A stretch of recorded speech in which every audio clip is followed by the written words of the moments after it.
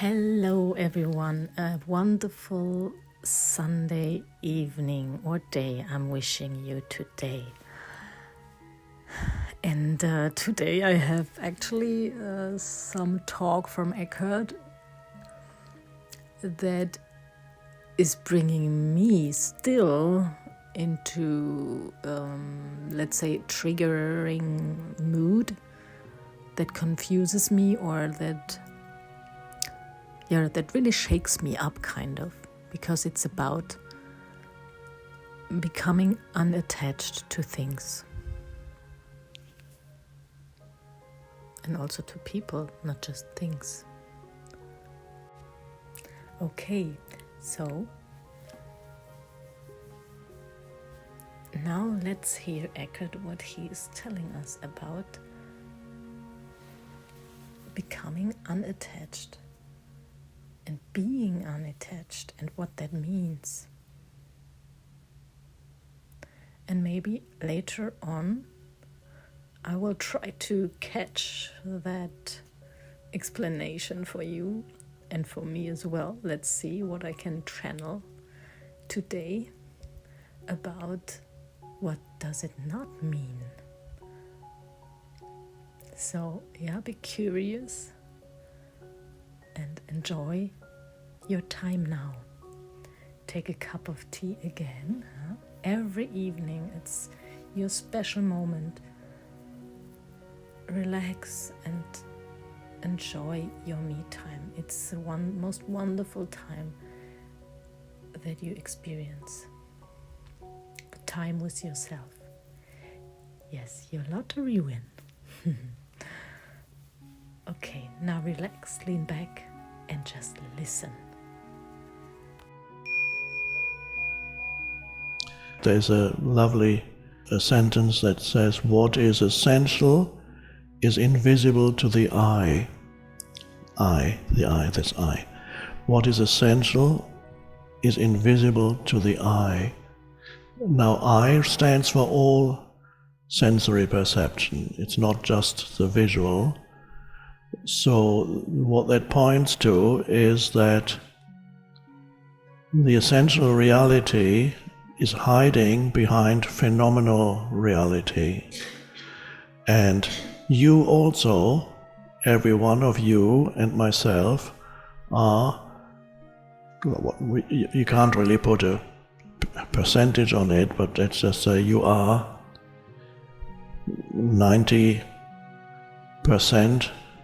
invisible. Who you are, actually, all what we can see is the outer form of you, and which is the physical body that the senses can see. But now we can even, one could cut open, hopefully not, your brain or whatever, and look for you there on a physical level, on a material level, with the most powerful electron microscopes, and they would not find you at all. And that's the strange thing, that you are not a material physical entity. All the things that make up who you are are actually invisible, and they remain invisible even if you cut open your brain or other parts of your body and examine what's there, including your millions of memories. Where do they live? Could you find a memory that you have of your first teacher walking into the classroom when you were 5 or 6 years old? There he or she is. Hadn't thought of her in a long time, but suddenly there she is. Where did she live all this time in your head? In what form? Did she live in the form of certain molecules that are the memory of your teacher? Where would you ever find this, or your room, if you had a room, or the living room of the house that you lived in when you were 8 years old? I could go there, and I can even touch things still and feel That's what that felt like, and there was that table and that curtain. Where do all these countless things live in you? And these are just mind forms, just memories, not to mention the deeper dimensions within you, but even those relatively superficial dimensions of just memories are all totally invisible and can never become visible as material entities. So you are, and every human being is, almost entirely invisible. All you see is the surface shell of the body. And all your thoughts, science talk, we don't even know what a thought is and how it survives in you, but not really. So it's invisible, and you cannot find it in the sensory realm. And so the same, of course, applies to your dog. What is it that you love? We could talk about human too. It's surprising that there are many people who feel more deeply attached or connected to their dog than to another human being. And I'm not saying that that is bad or that should not be the case, but because I can see how and why that happens, because being is less obscured in the dog than it is in the human. In the human, the being dimension, depending on who it is, depending on the density of your mental, emotional conditioning, is obscured by that. Sometimes you can get beyond it, and you can deeply connect with a human and recognize what the consciousness that you share with the other, and when that happens, we call it love. But with a dog, it's easier to do. But it's important to realize that what you love in the dog is the invisible dog. Although the visible is pleasant, it's pleasant to the touch. When you look into the eyes of a dog, then you can sense the consciousness of the dog. So what you really love in the dog is the consciousness of the dog. Otherwise you could have a stuffed dog, or you could have one with have a little electronically controlled dog. Maybe one day they will have it and it goes. So with a dog, you look into the eyes, and next time with your next dog, realize that the essence of the dog is not what you see. You can sense it when you look into the eyes of the dog. You can sense the invisible essence of the dog, but only if you have some access to this invisible essence, the beingness in yourself. And as I mentioned yesterday, probably, it happens that even people who normally don't have access to that dimension within themselves, they feel drawn to the dog or the cat, because for very briefly, the dog or cat, by connecting with the dog or cat, very briefly it enables this person to have a glimpse of being within themselves. And this is why, I don't know if there's a little book that I produced together with a cartoonist, and since I have a bad memory, the name escapes me at this moment. And the title of the book is Guardians of Being. And it's mainly about dogs, but I believe there are also some cats in it.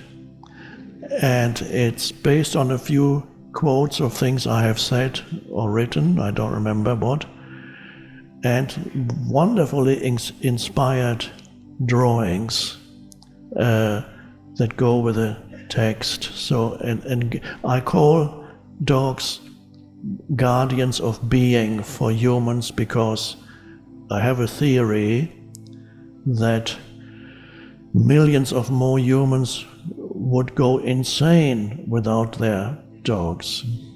Their mind would just, they provide a kind of anchor into the realm of being. So the realization that the essence of the dog is invisible and also indestructible. And then you still love the dog, but the excessive attachment to the form of the dog might not be that strong anymore. You will still be sad when the dog passes away, but you won't be devastated. This applies now obviously also to humans. When you connect, we're deeply connected with another human being. One of the most difficult experiences in your life is to experience the passing away of a loved one, especially if it seems to come prematurely. Then it's even more difficult, and therefore it is advisable that at all times you keep alive within yourself the realization that this human being is essentially a being, and the human is only a very small part, and this human being is essentially invisible, and what you love in him or her is invisible. Love is the recognition that you share the same essence. And this essence, we could call it consciousness. It doesn't matter what name we give it, but that's what you share. But you recognize yourself, the essence of yourself, in the other. Thank you, Eckhart. This was wonderful, especially the explanation with your dog, with the dog that Eckhart has.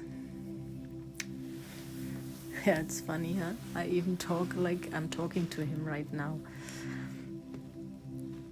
Okay,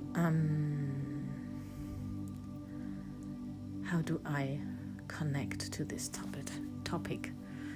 Yeah, as I said in the beginning, it is quite a challenging topic for me, because I'm really a lot that type, or not type, because I think we are all having this issue. I think this is an issue that we all have in common, and it's normal. I mean, it came from where does it come that we are having this will, or this it's kind of a will to connect, not to connect, but to connect and attach. Connect and attach. And what is the attaching mode actually? What was it? Why do we have that? And for me, this is one point of the same thing that anxiety comes from being left alone, meaning to be dying, to be out there in the cold, not being protected, and if something, some like a tiger comes, he will eat you because you have no protection at all. As a human, we have nothing. We have no biting teeth. We are not fast runners. We're not so strong compared to an animal that is very powerful. We would just die. That's an instinct of our human being, that we are used to connect. We need to connect and attach. And the attachment we need to really stick to our group, to have a group that we identify with, because it helps us surviving. Yeah. And as so many other instincts, that came from that past, like this anxiety of being of loneliness, or not of loneliness, but feeling loneliness and anxiety about to become a lonely, left alone person. And there are, all the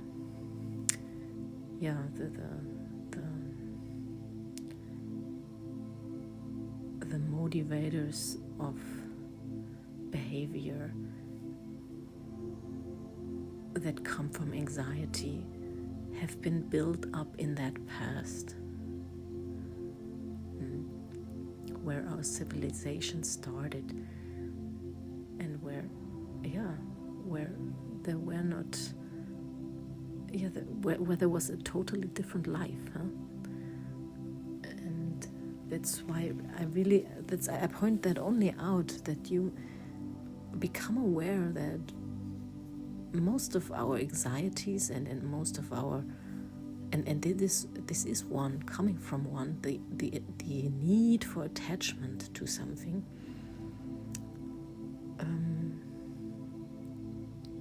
that it means you are in a group, protected.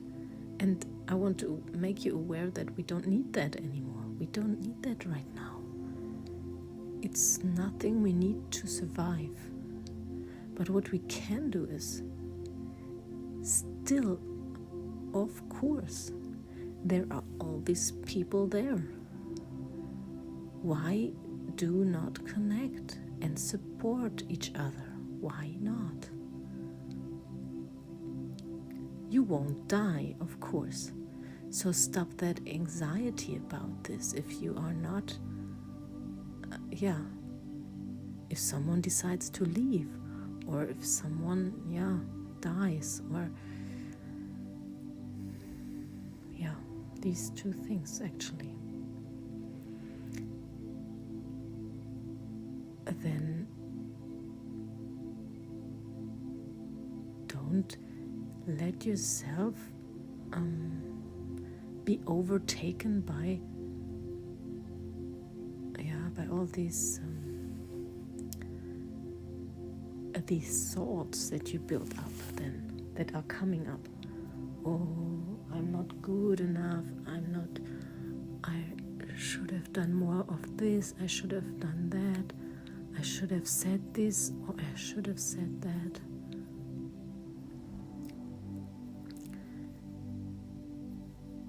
These are all thoughts that come out of this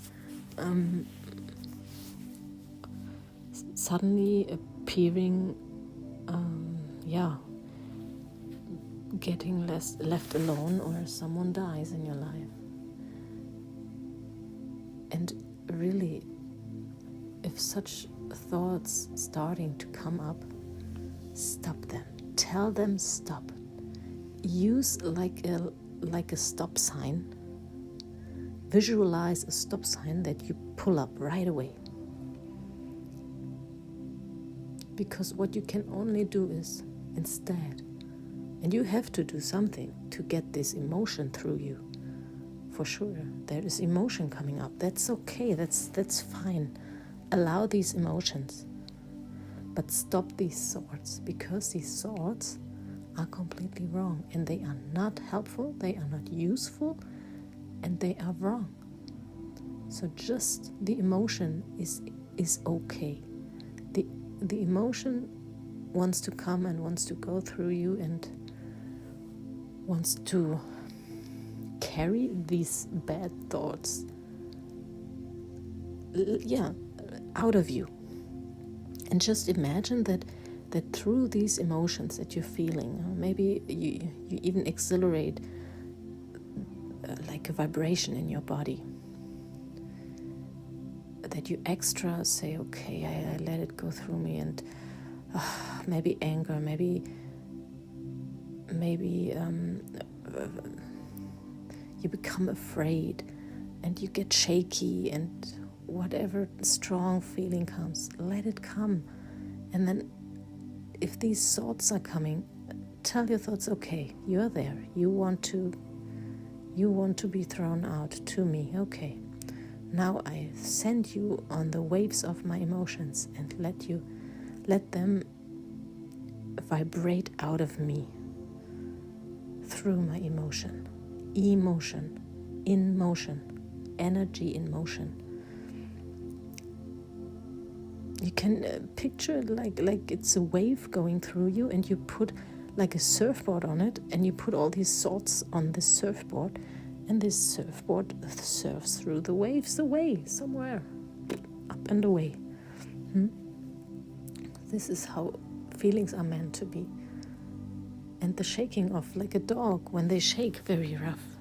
Sometimes when you see that a dog has had a strong fight, or after that he's shaking very hard to get all this emotion, this stuff, this energy that just, and this aggression that came from the other, from the aggressor dog, or that he's waving it away by shaking his body. Go out. Huh? If you also, I do that sometimes when some thought or something happens around me where I think, ooh, this is really rough or tough, or then I'm like, ooh, shaking it out. And this is what you can do. And maybe a wonderful experience I want to share with you. I'm not sure if I should or not, but there is no should or shouldn't. It's an experience I can give to you. Like, for example, if you have a strong attachment to a person, and this person is maybe not so willing, not in the position of opening up so much to you,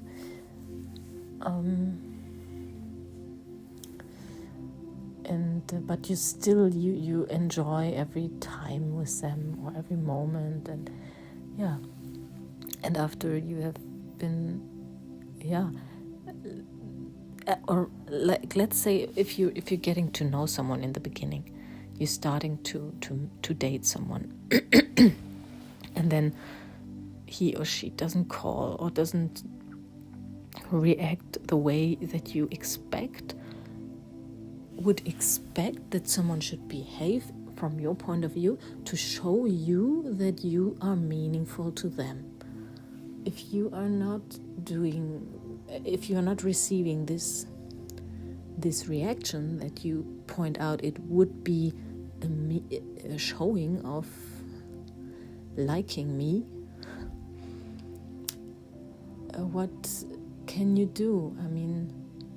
You could totally freak out or get annoyed or afraid. Why? He should. And then you probably call your friends. What do you think? Shouldn't he do this, or shouldn't he or she do that? Or and what you can train and teach yourself. And that is what I did. I had such a type of relationship going on for quite some time. And this is why I'm talking about this attachment thing. I'm usually very long attached. I cannot, or I feel like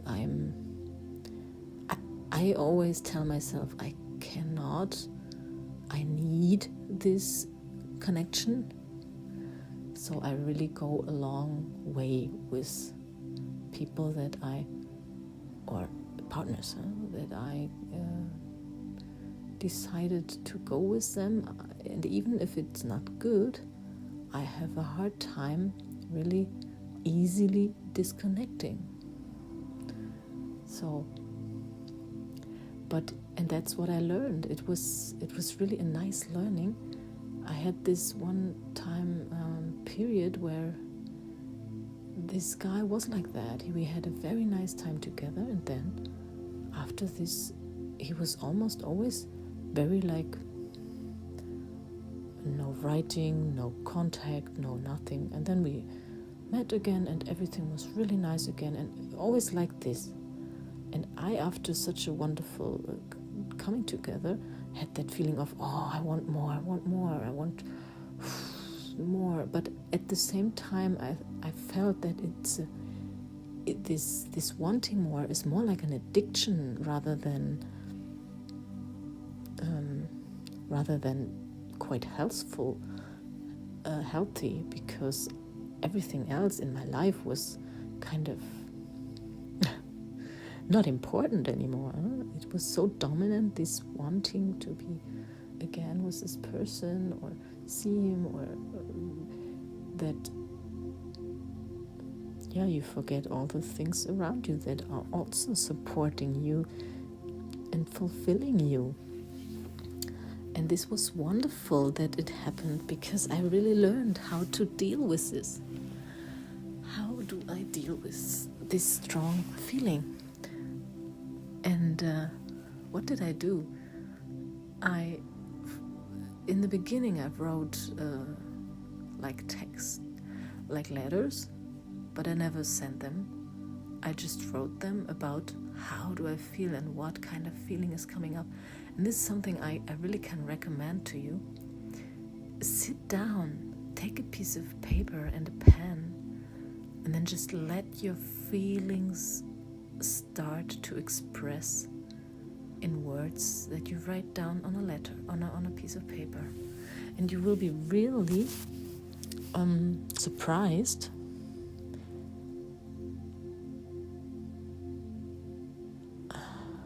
maybe not right away, but